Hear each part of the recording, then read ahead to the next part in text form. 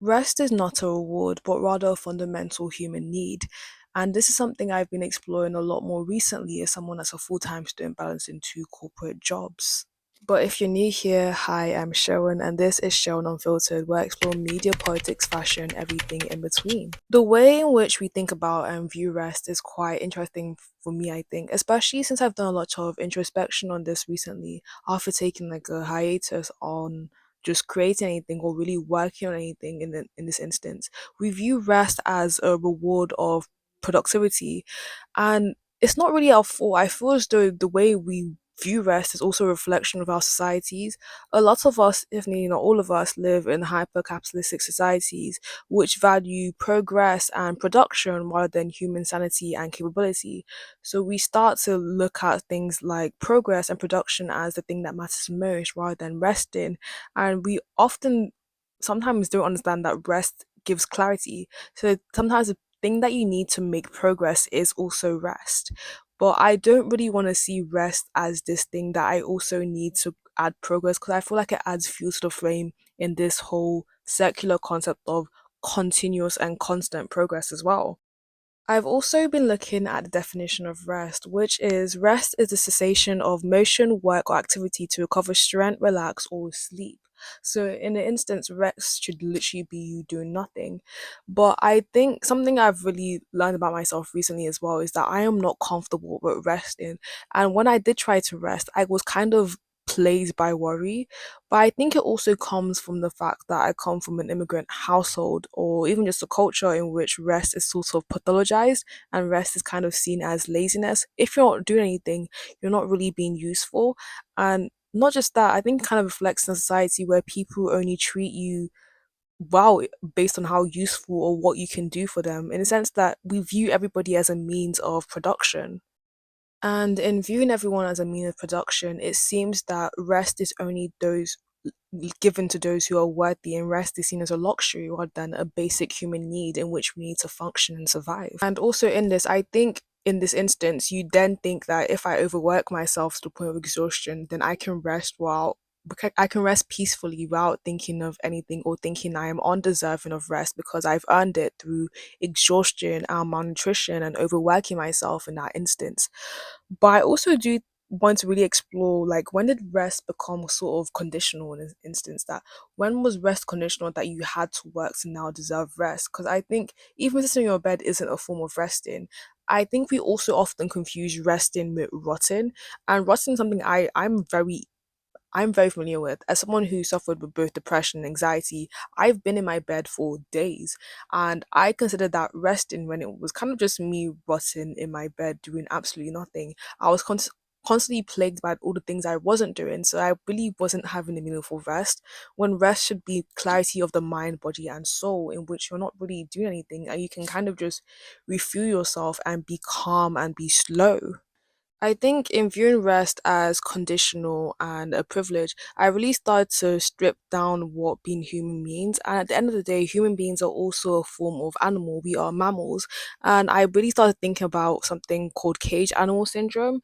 And I just want to read definition here. Cage animal syndrome, also known as zoochosis, is a term used to describe the psychological and behavioral deterioration of animals kept in captivity. I think in the way in which we feel sorry for zoo animals that are kept in zoos after being taken out of their natural environments, I kind of feel the same way about human beings and the way we lived in extremely sheltered and really extremely packed and extremely populated cities in which there is no sanity because it moves very, very fast. You're out of your natural environment, and in these cities, if you aren't moving fast enough, you are left behind, and that kind of leaves a sort of deterioration of both the mental and the physical. But similar enough in cage animal syndrome, after a long while of these animals existing in these cages and in these zoos, so we see it a lot where you get zoo fatigue, like these animals are tired and drained. We kind of see that in human beings as well. So even if you did open the door for them to leave, they don't actually end up leaving because you suddenly only know how to exist within this cage, and this cage that we live in kind of has open doors, but not really, because you kind of need to exist within these hypercapitalistic city functions to kind of survive in the modern society we live in right now. So in essence, this kind of psychological conditioning makes you feel guilty to enjoy rest because you you've been conditioned that you need to earn rest. So if I'm not working, if I'm not doing this, you that kind of starts constantly circulating your mind, and it doesn't just exist for people in traditional 9 to 5 jobs who are stuck in offices for like 8 hours a day. It exists for people in creative industries as well, because there's a demand in the way you must produce and create things. It's like you have these deadlines of when you need to be distributing your creativity out all the time. Like you must constantly be giving, but nobody's ever filling up your pot either. You don't know how to rest because you're constantly fueled by panic and worry that I'm not creating enough, I'm not doing enough, I'm not producing enough, because that's what you've been taught that is useful in this society essentially. But I think in the instance of understanding rest as well, is kind of understanding that in the society we live in, we're kind of trained by measuring our worth by our output, by how much we put out, but also how much of what we put out is appreciated by the public. Like if people don't enjoy the work or the things that you put out, you kind of feel deflated. Your ego feels devalued. You kind of have to go through an ego death to really be able to enjoy and understand rest really well. That's something I've had to understand, like in taking a break from like creating and like working on stuff and saying no to people. I've had to kind of go through an ego death where there's been a lack of satisfaction because I really couldn't work. I was burnt out.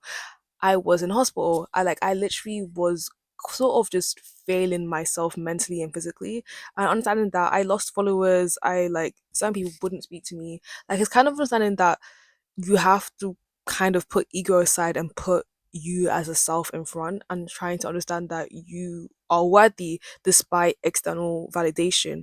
And that is the one of the only ways I feel that rest can truly be meaningful and authentic, and can truly just feel like rest and feel like a reset in that moment. I think though, as an immigrant daughter, my relationship with rest becomes quite intersectional in the instance that you're low income, you're a person of color, you're an immigrant, like you're the daughter of immigrants essentially. So you think of your parents and your grandparents who have always had to run to survive, who have always had to work to survive, and you don't have the luxury of generational wealth behind you that you can just sit down and lay down. And it kind of feels like all generational pressures are all on you. I'm a reflection of all the women in my family, and I think for me, that kind of came from me or reflected in me in this pressure that I didn't even know that I kind of carried. Because I'm the first woman in my family to go to university. I'm the first woman in my immediate family. Actually, I'm the first person in my immediate family, not just woman, to go to university and be doing higher education. So I've had to navigate this whole process by myself. And in that, I have not really learned how to rest adequately, because everything is on me. Everyone else's sacrifices are on me. And it's not like I'm constantly told this, but I've kind of constantly had this in my head. So rest kind of becomes this political thing as well, that it is political to rest because no one in my family has ever rested before me. And if I do have kids one day, I want them to be able to rest and not feel guilty about it. And being an immigrant daughter adds so many layers to this, because you're low income, you're a person of color, you're immigrant. So the traditions and cultures and this mix of African meets West becomes this really weird, like suffocating thing in your throat where you feel like you cannot rest, and you don't know how to exist without being productive or always giving. And I want to add the layer of womanhood as well, which I think will probably be a separate topic at some point, but in which you see rest and womanhood, the amount of womanhood which requires you to give up self and give up rest, because womanhood, for me, I'm trying to redefine this, is really linked to motherhood or even girlhood, in the instance that you never really rest as an African or immigrant daughter. You're always kind of constantly doing something in the household. And your labor in which you don't rest is not really seen as proper labor because it's within the domestic field. And you kind of carry what, a dual or triple shift, like they call it in the West. And once you're working outside the home, like you're doing uni, you're doing work, traditional forms of labor, but you're also doing labor in the house, cleaning, cooking, because you are a daughter, if not anything first, you're a woman. And womanhood has been linked for me. I've been plagued by womanhood, I've been scared by womanhood. It's only recently that I've tried to redefine womanhood as something other than work, that I can kind of see womanhood beyond labor and beyond loss of self. So I do think there is something deeply political of choosing rest and choosing no, and saying no to this culture that constantly needs you to overwork yourself and kind of dilute your sense of self. Because I think rest is also a way of reclaiming self. And the ways I've been able to rest have been so, so unique, in the instance of even when I'm at the gym used to be a really safe space for me, but then I kind of had to make my gym sessions work really, really fast, which took away the joy and the restfulness I had at the gym. Like I would go into the gym, I'd have like an audio thing playing on, so I'd be listening to policy files because I work in like policy and stuff sometimes. That's one of my jobs. And then I'd basically be listening to work whilst literally just trying to relax, which was making no sense. So I'd get the work done, but I would be drained. And I used to be like, the gym used to be so nice. Why did that suddenly? So I've started like walking because I'm at home at the moment. So it's not the gym isn't my building. So I've basically been walking to the gym in silence. Doing most of my gym sessions in silence. So off every so often, if I have cardio on, obviously put like a hype song, I'll be like running. That's kind of nice. But I've had to start reclaiming my silence and reclaiming boredom. And I'm trying to find the fun in boredom. And boredom is fun. Like you don't constantly have to be consuming things because we think we're resting when we're binge watching a Netflix show, but you're still consuming something, you're making your brain work. Sometimes rest is silence and boredom and just enjoying that rest. But something that I really want to talk about is this Toni Morrison quote. I'm just going to quote her. She says, when you get these jobs that you've been brilliantly trained for, just remember that your real job is that you are free and you need to free somebody else. Freedom isn't just financial. I think rest is also freedom. I think for a huge amount of my life, even now, a lot of my problems I do think is money based. If I had enough money, I do think I could enjoy rest a lot more. But until I have enough money in this hyper capitalist society that fuels and works on injustice on top of injustice, and only the 1% will have that money, I think it's important to try and take rest in a way that doesn't cost money. I think for me, I thought rest was me booking a spa retreat. Rest can be free. They try and make rest seem like a luxury or not free so that you cannot access it, because when you start to access rest long enough, you start to have consciousness, and consciousness within the system is what you need to dismantle the way you think about yourself within the system. You think about yourself as a small person, but you are so, so large. And as I forgot who said this, the revolution will not be televised, and the revolution starts with rest. When you start to think and think clearly out of the system of overworking yourself, because when you overwork yourself, you have no time to think. Rest becomes this place of clarity and clearness and thinking that really allows you to dismantle the system and really allows you to authentically and truly be yourself in a way that is satisfying and is filling, and the way that you kind of fill your own cup constantly and multiple times. Funnily enough, I think that's what kind of inspired me to create this video, is because I think our job for each other is just essentially just to free each other from the chains of mental enslavement of hypercapitalism. And if you can free someone whichever way you can, through writing, through this video, through whatever, just speaking to them, we kind of all have this power. And I think at times we don't see ourselves as deserving of praise and good things like rest. Rest is a good thing. You're constantly deserving. You do not have to earn rest. It is a necessity. It's a human right.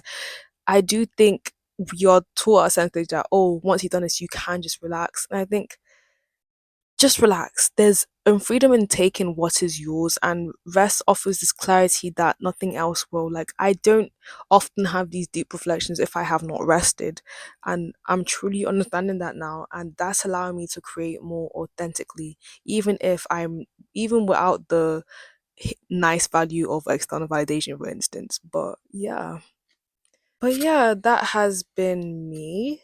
This is quite, I don't know if this video was long or short because I was just kind of talking authentically. And normally I have to like look down my notes, but luckily I haven't really been able to, just to get definition. I think that was about it. But this is me. If you like the video, please like, share, subscribe. But see you next week, hopefully.